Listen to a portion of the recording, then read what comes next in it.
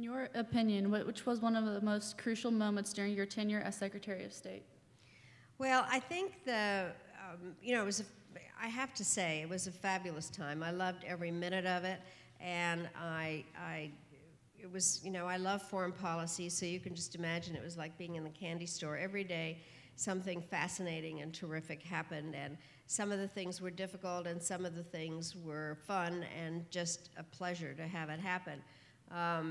I think that the most important in its long-term effect had to do with Kosovo, as Stephanie said. And I'll tell you why I thought it was interesting. First of all, it was a very serious problem of people being ethnically cleansed for who they were, not for what they were doing. They were being cleansed because they were Muslims, living in Yugoslavia, former Yugoslavia, that had been a multi-ethnic place, and they were being pushed out of their homes or killed or raped just because of who they were. And the question was, what could be done about it? And it's a part of the world that I knew very well, and I also felt very strongly, as I'm sure all of you would, that it was unacceptable. So the question was what to do. Now, I could make a lot of statements as Secretary of State about saying that it was wrong and that they had to do something different about it. We tried very, very hard diplomatically to get the Serbs to pull out. And there were lots of very interesting meetings, very hard. You all said you wanted to be diplomats. Some of it is sitting across the table from somebody hour after hour, trying to persuade them that what you want is the right thing and that if they go along with it, this will help them. And you try to put yourself into their shoes because that's the only way to really negotiate. And you try to understand why it would be that the Serbs thought it was a good idea to ethnically cleanse these people. So we tried very hard diplomatically. And we threatened to use force if they didn't do something about it. And they didn't do anything about it. So ultimately, we did say we would use force. Now, as Secretary of State, I had no force. I could speak, but I didn't have any airplanes. And it was the Defense Department that had to provide those. And so it was a very interesting thing then to persuade the rest of the government that this was a good idea.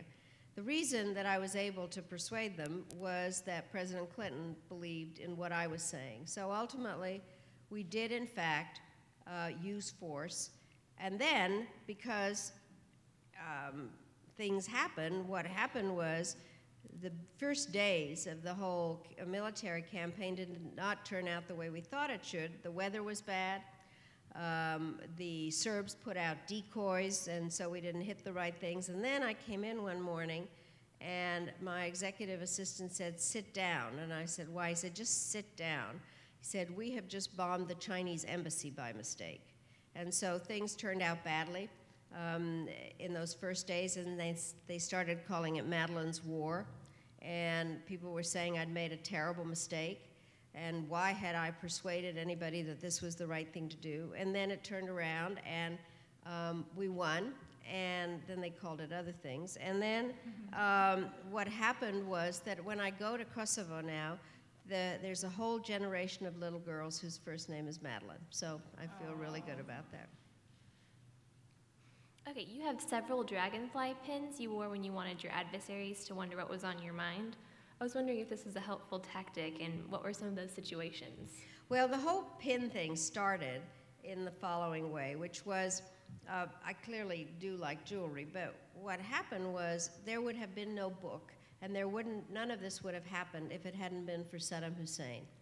Because what happened was I got to the United Nations in February 1993, which was after the Gulf War, and the ceasefire had been translated into a series of Security Council resolution sanctions against him that came due in following each other. And so my instructions, I was an instructed ambassador, which is if you were diplomats, you'd get instructions from Washington.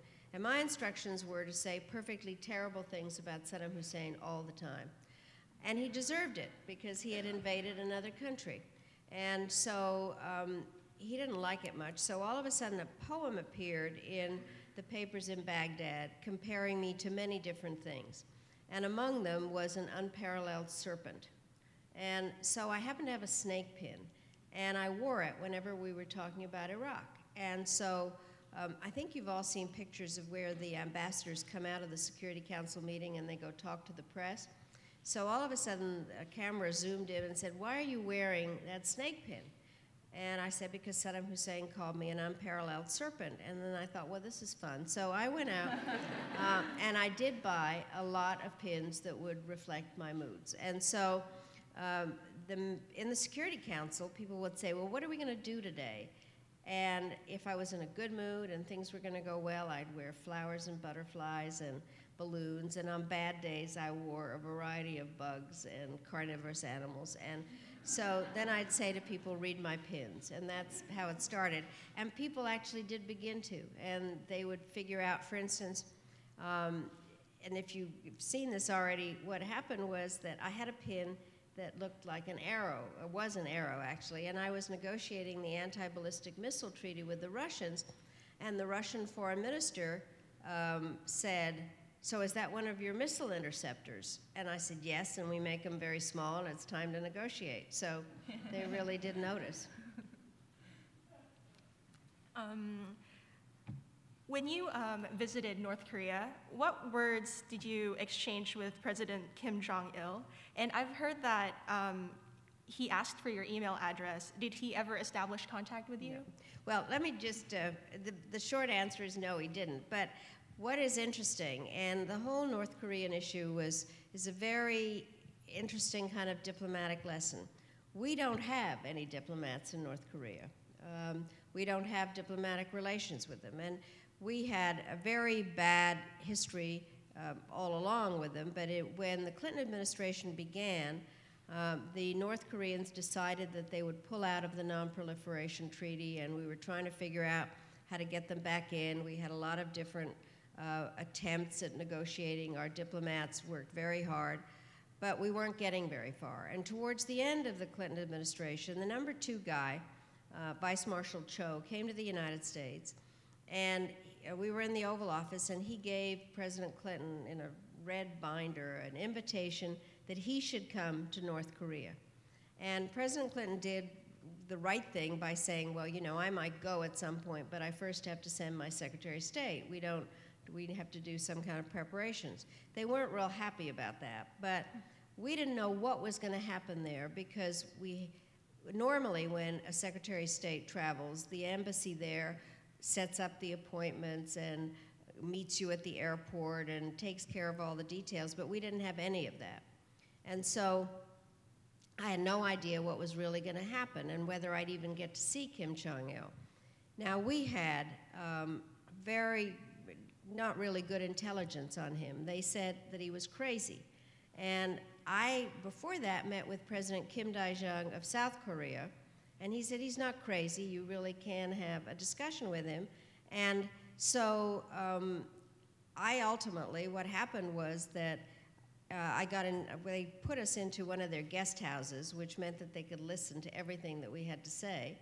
And then they sent instructions over that I had to go to see his embalmed father, Kim Il-sung. So I went to the mausoleum, and then when I got back, they said that he would see me. So we had a press conference, and we were standing next to each other, and I saw that we were the same height, and I knew that I had on high heels, and then I looked over, and he had on high heels, and his hair was a lot poofier than mine.